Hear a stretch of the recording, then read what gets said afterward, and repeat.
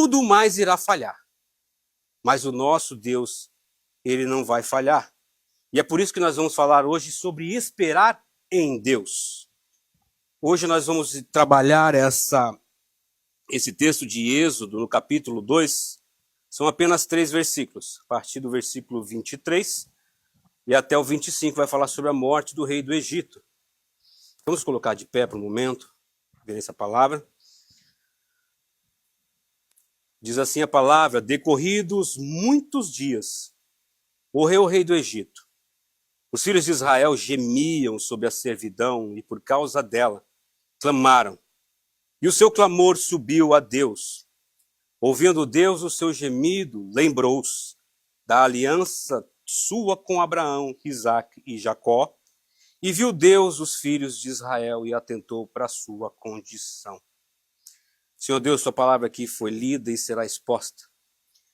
E à medida que ela será exposta, que ela possa encontrar no nosso coração um terreno fértil, para que as verdades vindas de ti possam nos trazer esperança.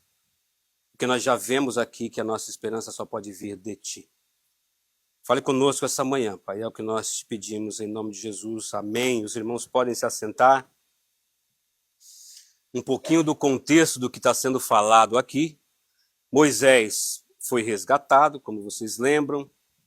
Só que Moisés descobre quem ele é, ele mata o egípcio e agora Moisés fugiu e Moisés está escondido em Midian. Mas esse texto vai falar que Deus viu o povo de Israel e Deus sabia. Vamos contextualizar o que significa esses muitos dias aqui do verso 23.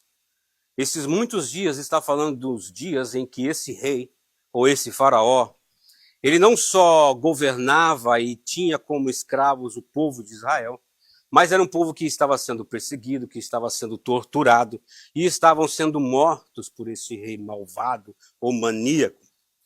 E nesse contexto, esse rei, ele ordena que, pelo fato dos hebreus, do povo de Israel estar crescendo demais, ele se sente acuado, ele se sente meio que, ok, talvez tenha uma ameaça ali, porque esses escravos estão crescendo em muito número.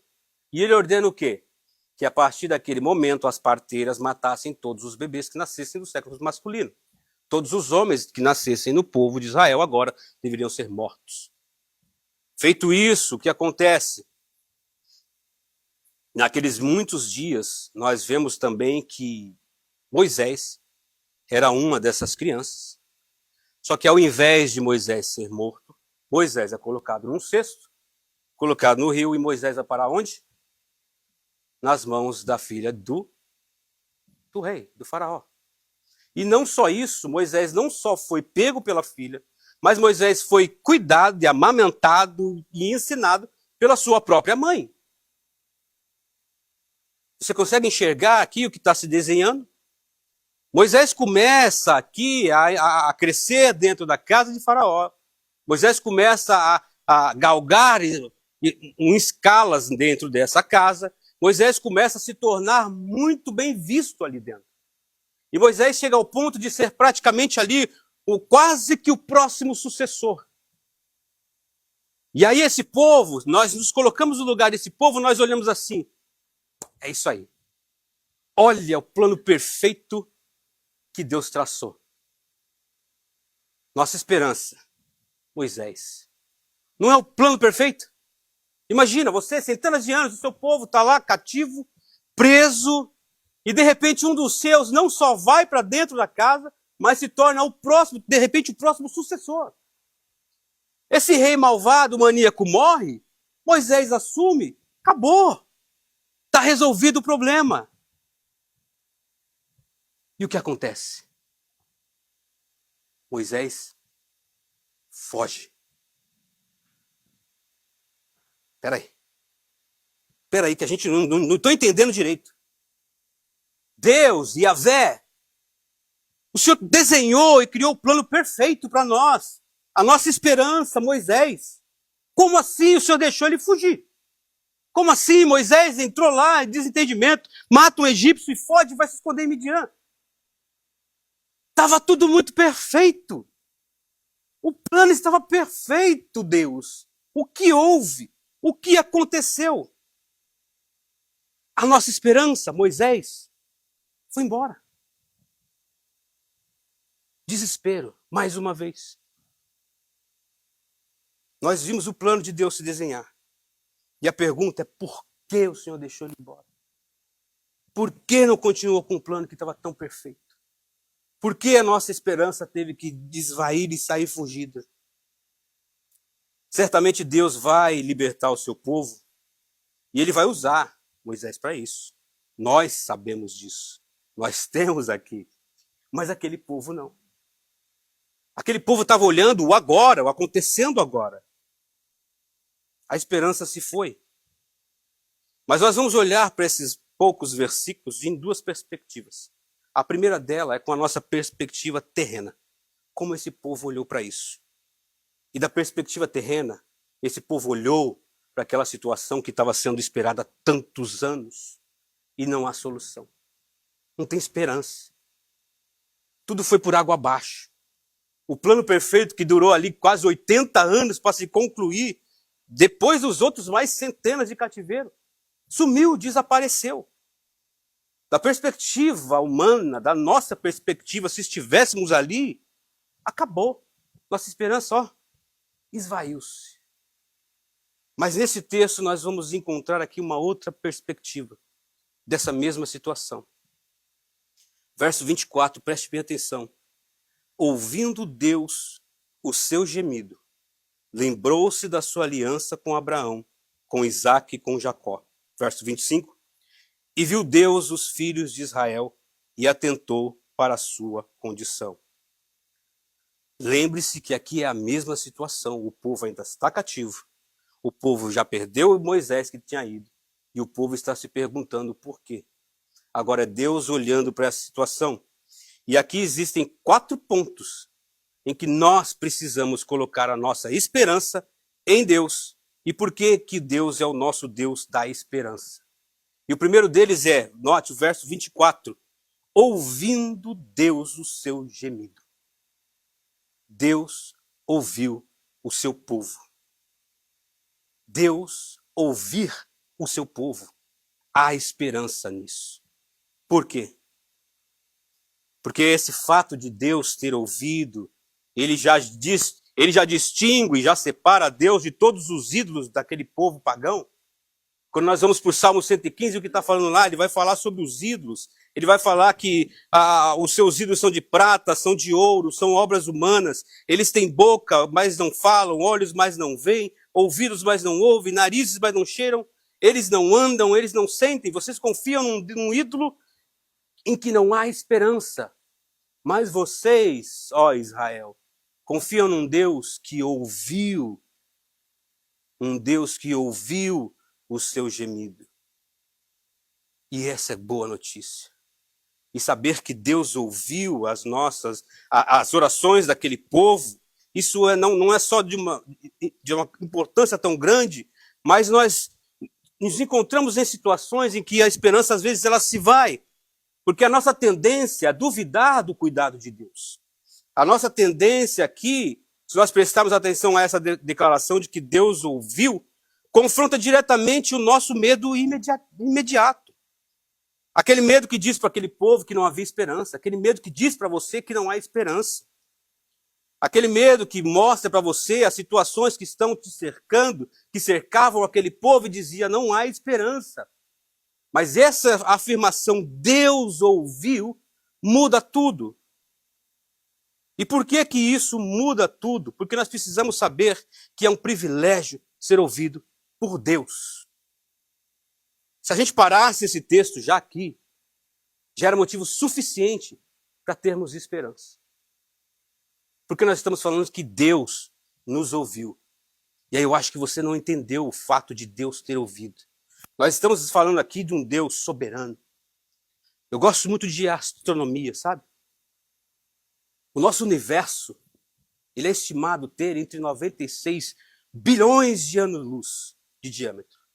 Isso significa que para qualquer direção que nós olhássemos, nós olharíamos a 46 bilhões de anos-luz para a parte em que nós conseguimos enxergar. Traduzindo isso em quilômetros, nós estamos falando de 4,6 trilhões de quilômetros do universo que se pode enxergar. Mas como o universo está em expansão, nós estamos falando aqui de uma possibilidade dele ser 250 vezes maior do que isso. Está conseguindo ver, desenhar aí o tamanho? A menor estrela do nosso sistema solar, ela é 7 vezes maior do que a Terra. E Hebreus 1:3 vai dizer o quê? Que esse Deus sustenta tudo com o seu poder, com a sua palavra e na sua mão. Esse Deus é quem está te ouvindo.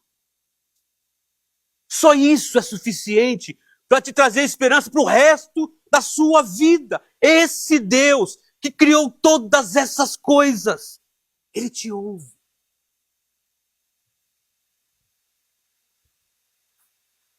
Quando o povo de Deus clama, Deus os ouve. E aí eu sei que alguns de vocês podem estar pensando o seguinte, porque eu também pensei isso em algum momento da minha vida, da minha caminhada cristã. Mas é bom que, se você está pensando isso, tenha muito cuidado. Porque às vezes você está pensando assim, ok, eu escutei tudo isso que você falou. Eu escutei tudo isso daí. Mas você não sabe o que eu tenho passado. Você não sabe a dor que está dentro do meu coração. Você não sabe a dor, o quanto eu clamei a Deus para que a minha vida não fosse dessa maneira. O quanto eu clamei a Deus para que o meu casamento não terminasse, para que a minha família não se despedaçasse, para que a doença não entrasse dentro da minha casa. Você não sabe, Davi, o quanto eu tenho orado por isso e Deus não me ouviu. Muito cuidado com isso. É aquele povo dizendo, ele deixou Moisés fugir. Ele não nos ouviu. E aqui eu vou dizer com todo o amor que eu posso ter por vocês. Se esse pensamento de que Deus não ouviu você, ou não ouve você, passou pelo seu coração, ou está no seu coração, arrependa-se. Arrependa-se de ter pensado assim, ou de estar pensando assim. Porque, primeiro, você está indo diretamente contra a palavra dele que diz que ele sim ouve você. Ele está dizendo que ele te ouve e você está dizendo, não, você não me ouve. O Senhor não me ouve. Arrependa-se de pensar dessa maneira. Segundo ponto, e ainda mais significativo. Quão arrogante eu tenho de ser para assumir que se Deus me ouviu,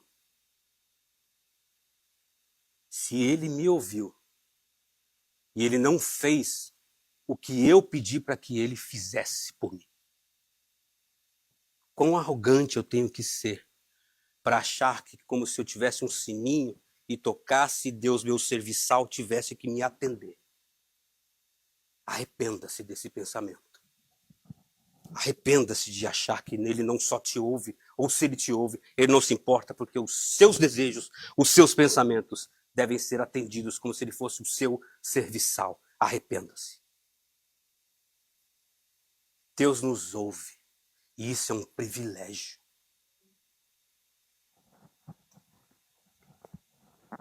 Deus pode fazer as coisas que você pediu. Ele pode fazer. Mas Ele vai fazer o que Ele bem quiser, o que Ele bem entender. Porque é Ele quem tem a sua vida traçada nas suas mãos. Não sou eu e nem você que sabe o que é melhor para mim. Porque se eu vivesse de acordo com tudo aquilo que eu desejei, eu já estaria morto e destruído. Através da oração, nós comungamos com Deus. Quando esse povo gemeu e orou a Deus, quando você gemeu e orou a Deus, você não estava tentando, você não deve tentar mudar ou escrever a sua própria história. Você simplesmente comunga com Deus, você compartilha com Deus e você diz como o próprio Cristo diz, Senhor, seja feita a tua vontade na minha vida. E há duas verdades muito grandes que aparecem quando nós comungamos com Deus em oração. A primeira é que nós descobrimos que tudo isso é temporário. Tem uma canção que eu gosto muito, que ela vai dizer: toda dor é por enquanto. Quanto que é esse por enquanto? Pode ser um dia, pode ser uma semana, pode ser um ano, pode ser 10 anos, ou pode ser toda a sua vida aqui nessa terra. Mas ela é por enquanto, porque a alegria, ela é eterna. Deus nos ouve. E isso seria o suficiente. Mas não é só isso que a palavra vai dizer. Verso 24, continuando, ele vai: ouvindo Deus o seu gemido, lembrou-se da sua aliança com Abraão, Isaque e Jacó. Deus não negligencia as suas alianças. O segundo ponto é que Deus se lembra. E Deus não se lembrou de Israel porque eles clamaram autossuficiente. Deus não ouviu ou se lembrou de Israel porque eles eram os bons mocinhos, né, da história.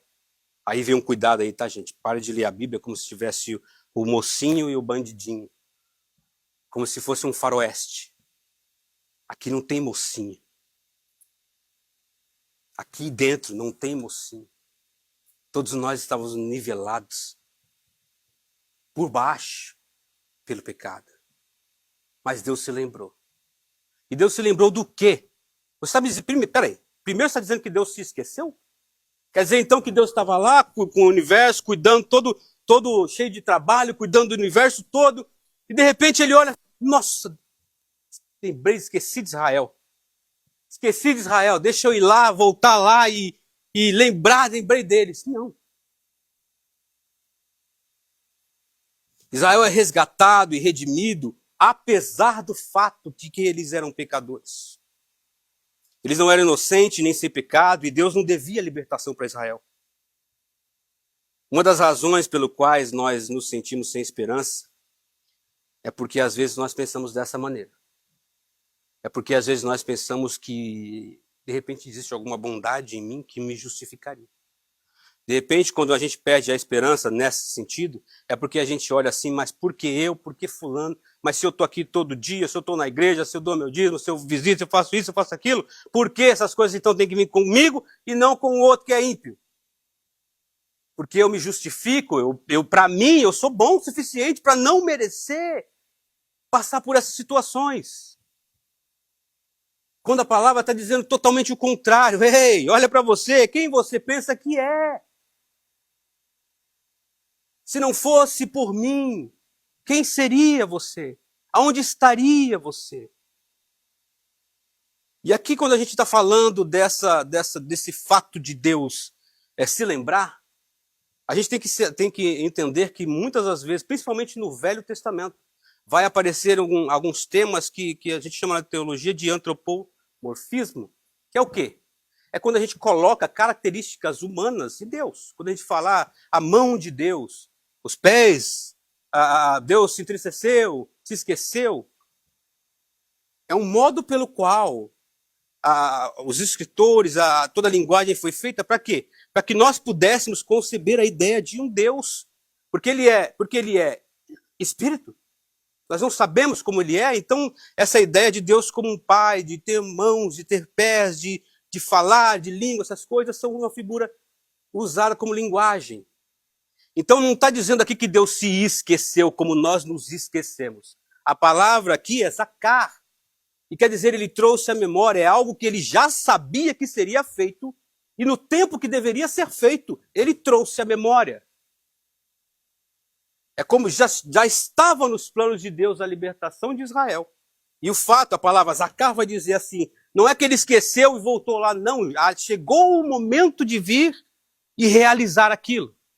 Chegou o momento que venha o memorial a ele para que ele libertasse Israel. Porque Deus não se esquece. Mas Deus se lembrando da sua aliança é muito mais do que ele tirar aquele povo da terra lá do Egito. Nós devemos nos alegrar porque Deus se lembra da sua aliança. E ele se lembra da sua aliança de redenção. E por que nós devemos se alegrar nisso? Porque a aliança de Deus, esse Deus criador de todas as coisas, eternamente, antes mesmo que o mundo existisse, perfeitamente comungando Pai, Filho e Espírito Santo. Um Deus, três pessoas existindo perfeitamente em uma unidade perfeita e harmonia, sem precisar de nada, porque se ele sentisse falta de alguma coisa, ele não seria Deus. Nessa vivência perfeita, nesse ser perfeito, nós nos encaixamos. E aí existe um mistério tão grande nesse plano da redenção, em sabermos por que Deus se lembra da sua aliança e por que Deus redime o seu povo. Mas vamos seguir aqui com o texto no terceiro ponto. Primeiro, se lembre, Deus ouviu o seu povo. Segundo, Deus se lembrou da sua aliança. E em terceiro, verso 25, e viu Deus os filhos de Israel. Deus vê o seu povo. Deus ouve, Deus se lembra e Deus vê. Isso responde a algumas perguntas, porque pode aparecer, no meio da desesperança, nós muitas vezes nos esquecemos dessa realidade de que Deus vê. E aqui, muitos de nós somos confrontados por isso, por essa verdade ou por essa realidade. Porque existem muitas situações desesperançosas que vão tentar mudar essa imagem de que Deus vê. Em muitos momentos de desesperança na nossa vida, nós vamos olhar e falar assim, ele não pode ter visto isso. Salmo 121, quando o salmista vai dizer, ele leva os meus olhos para o monte, de onde me virá o socorro? E ele mesmo responde, o meu socorro vem do Senhor, que fez os céus e a terra. Ele não deixará que o meu pé seja movido. Aquele que guarda não dormirá. Aquele que guarda Israel não dormirá. Nem dormirá o Senhor que guarda a sua sombra à sua direita. O sol não te ferirá de dia. A lua não te ferirá de noite. O Senhor te guardará de todo mal. Ele guardará a sua vida. O Senhor guardará a sua saída e a sua entrada. O que isso significa? Quando o diagnóstico de câncer chegou, Deus viu. Quando aquela criança nasceu morta, Deus viu. Quando você foi difamado e maltratado, Deus viu. Quando a sua família foi despedaçada, estraçalhada, Deus viu.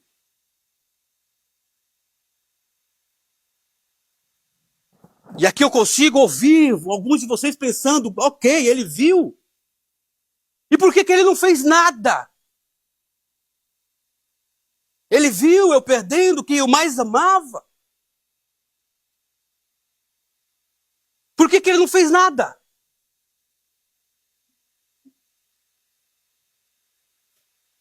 Eu vou dar a resposta disso no próximo ponto que nós vamos falar. Porque essa pergunta ela é insuportável nos nossos corações. Porque é por essa resposta que nós medimos o amor de Deus por nós. Quando Israel estava em cativeiro, Deus viu. Quando os seus dias mais escuros chegaram, Deus viu. E o quarto ponto, e o final, verso 25. E atentou para a sua condição. Deus sabe. Deus ouviu. Deus se lembrou. Deus viu. E Deus sabe. E aqui no fato de Deus saber há uma imagem de amor e piedade. Deus sabe, Ele ama, Ele tem misericórdia. Deus sabe porque Deus é a nossa única esperança. Porque Deus é o único que ouve, se lembra, que vê e que sabe. Ele sabe intimamente quais são as circunstâncias na nossa vida que vão maximizar a sua glória. Ele sabe quais momentos em que ele vai te colocar e quando você sair de lá, a glória vai ser dele. Deus sabe o quanto você pode suportar. Deus sabe o que você realmente precisa. E Deus sabe que o seu libertador está chegando. Porque o Deus que sabe também é o Deus que liberta. E onde estava Deus? Vamos responder essa pergunta. Onde estava Deus quando Israel ficou centenas de anos ali, cativo?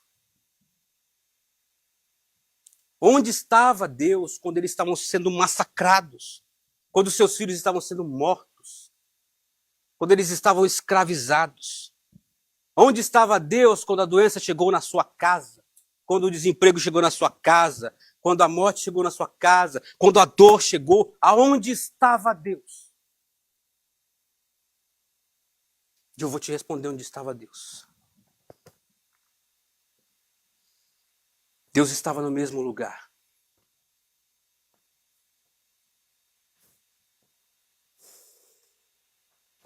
Deus estava no mesmo lugar que ele estava.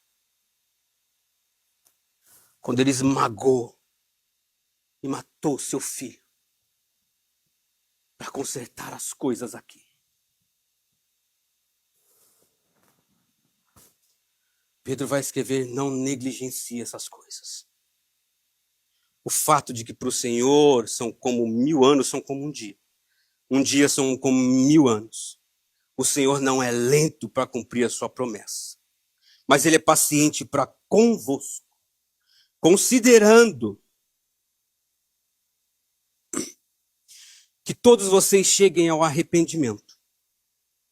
Porque o dia do Senhor virá como um ladrão, e então os céus passarão como um rugido. Todos esses corpos celestes serão queimados e dissolvidos. Todas as grandes coisas criadas e terra serão feitas, e por ele será exposta. Deus é a nossa única esperança.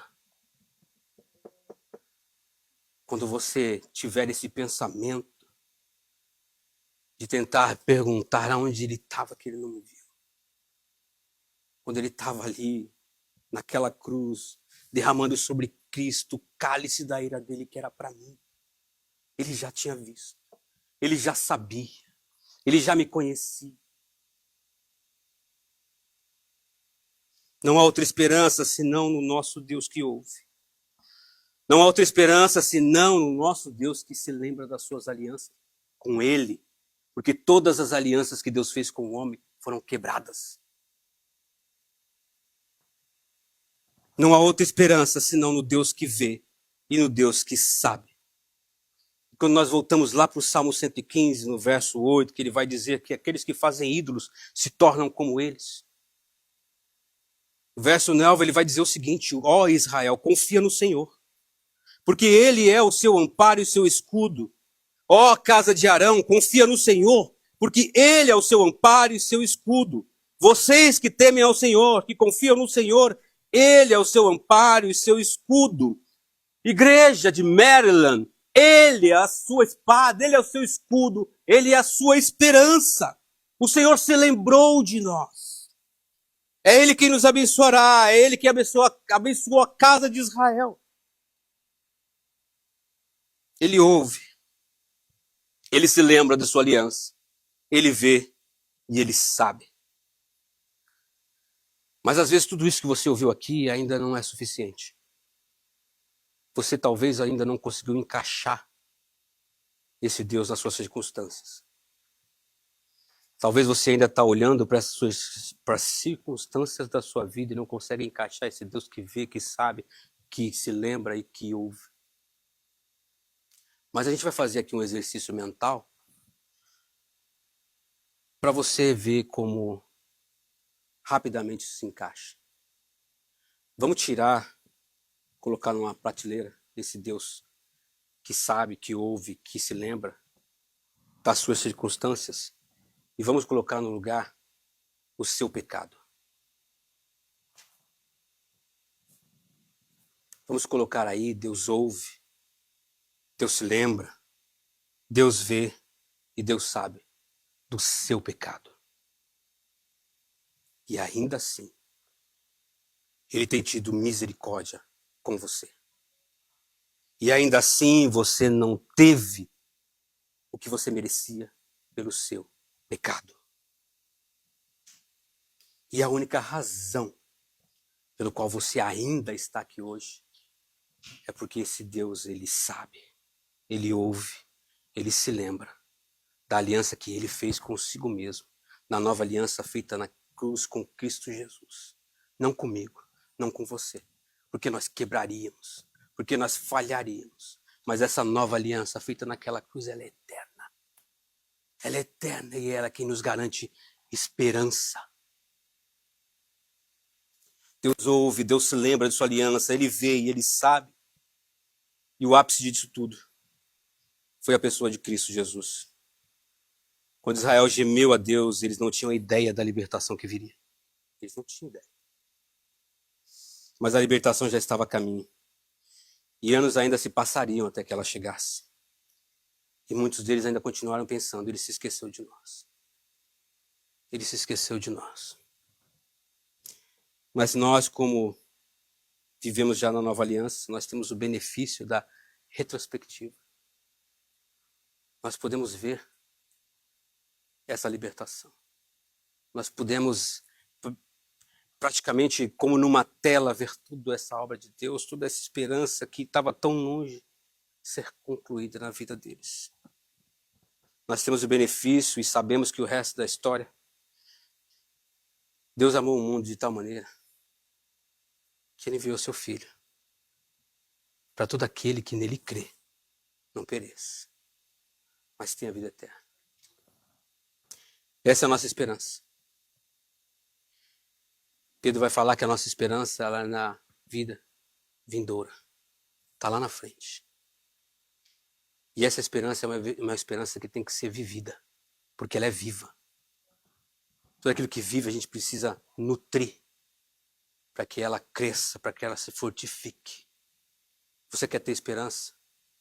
Tire a sua esperança das pessoas, das coisas, dos lugares. E coloque nesse aqui. Coloque em Cristo Jesus. Todas as pessoas, todos os lugares, tudo que você pode colocar, olhar em volta, tem um grande potencial de te decepcionar.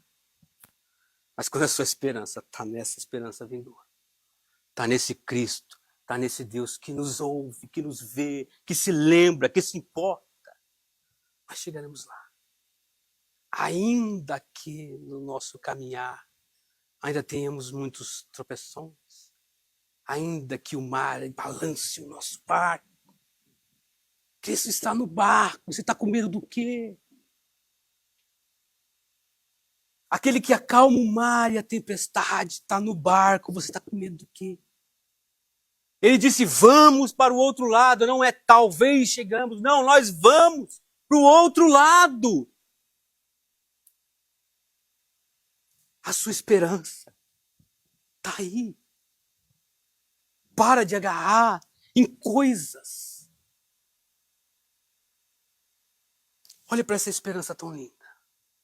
Olhe para o sacrifício de Cristo. Olhe para esse Deus que nos ouve. Primeiro você mensura a grandeza dele. Olha tudo o que ele fez. Olha a perfeição com a qual ele fez e com o qual ele mantém todas as coisas. Palma da sua mão. E você está achando que ele esqueceu de você? E você está achando que ele mandou o seu próprio filho aqui para morrer por você, para depois deixar você perecer?